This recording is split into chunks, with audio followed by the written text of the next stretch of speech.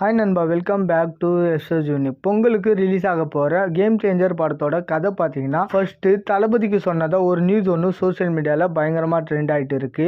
அதாவது இப்போ ராம் சரண் அவர்கள் ஹீரோவாக நடித்து வெளியாக போகிற கேம் சேஞ்சர் படத்தோட கதையை முதல்ல தளபதிக்கு தான் சொன்னாங்களாம். அந்த தளபதிக்கு கதை பிடிச்சிருந்தும் ஷூட்டிங்க்கு டேட் ரொம்ப சொல்கிறதால தளபதி நடிக்க மறுத்துட்டாராம். ஏன்னா டைரக்டர் சங்கர் அவர்களோட படம்னாலே ஷூட்டிங் 1.5 வருஷம் 2.5 வருஷம் போகும். பட் தளபதியை பொறுத்த வரைக்கும் மேக்சிமம் 6 மாசம், கொஞ்சம் பெரிய படமா இருந்தா 7-8 மாசம் மேக்சிமம் கொடுப்பாரு, அவ்வளவுதான். ஸோ அதனால தளபதியோட இந்த படம் நடக்கல அப்படின்ற மாதிரி சொல்றாங்க. அண்ட் இந்த கேம் சேஞ்சர் படத்தோட கதை தளபதிக்கு சொல்லப்பட்டது உண்மையா இருக்கலாம். பட் ஆனா சங்கர் அவர்கள் தளபதிக்கு சொல்லியிருக்க மாட்டாருன்னு தோணுது. ஏன்னா கேம் சேஞ்சர் படத்தோட மூல கதை பாத்தீங்கன்னா கார்த்திக் சுப்புராஜ் அவர்களுடையது. அண்ட் கார்த்திக் சுப்புராஜ் அவர்களுமே தளபதியை மீட் பண்ணி பல வருஷமா கதை சொல்லிட்டு தான் இருக்காரு.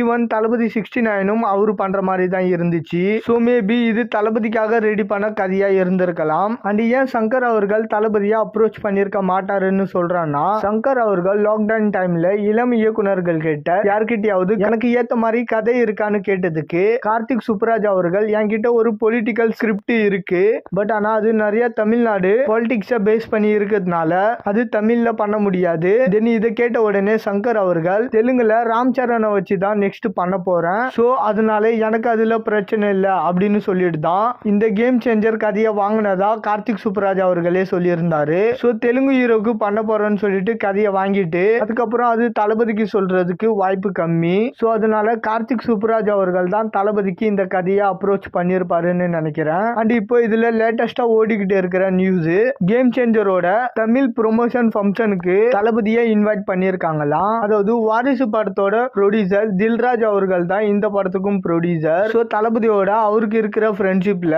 அவரு இன்வைட் பண்ணியிருக்காராம். அதனால மேபி கேம் சேஞ்சரோட தமிழ் ப்ரொமோஷன் ஈவெண்ட்ல தளபதியை பார்க்கறதுக்கான வாய்ப்புகள் இருக்கு. அண்ட் சில வருஷங்களுக்கு முன்னாடி நண்பன் படத்தோட தெலுங்கு ப்ரொமோஷன் ஈவெண்ட்டுக்கு ராம் சரண் அவர்கள் கெஸ்டா வந்திருந்தாரு. ஸோ இப்போ அவரோட ஃபங்க்ஷனுக்கு தளபதி வந்தாருன்னா அது அவருக்கு ஒரு நன்றி கடனா இருக்கும். ஓகே நண்பா, தளபதி இந்த படத்தை மிஸ் பண்ணிட்டாரா இல்ல இதுல இருந்து தப்பிச்சிட்டாரான்றத பொங்கலுக்கு வெயிட் பண்ணி பார்க்கலாம். அண்ட் இந்த மாதிரி தளபதி பத்தின அப்டேட் தெரிஞ்சுக்க மறக்காம எஸ்எஸ் யூனிக் சேனலை சப்ஸ்கிரைப் பண்ணி சப்போர்ட் பண்ணுங்க.